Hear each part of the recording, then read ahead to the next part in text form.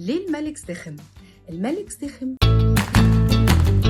كان بيحب الحاجات الغريبة الجديدة، فطلب من الطباخ بتاعه إن هو يعمل له أكلة مختلفة وتكون حلوة كده تديله طاقة. فالطباخ اخترع الأكلة دي وجابها من رجل العجل ومن المكان ده بالتحديد اللي تحت الركبة، وعملها له على شكل شوربة. ما هذا؟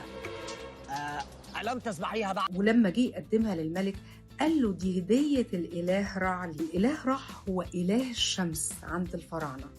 طيب عشان يكمل اسم الأكلة ويخليها حلوة فسماها كارع.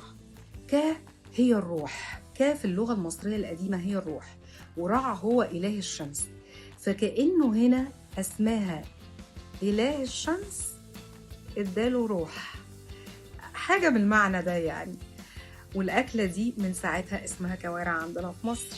وبما إن إحنا ما بنرميش أي حاجة وبنهتم بالفوائد بتاعتها في الأحياء الشعبية بشكل قوي ومتين، عرفنا قيمة الأكلة دي وتنقلناها عبر الأجيال.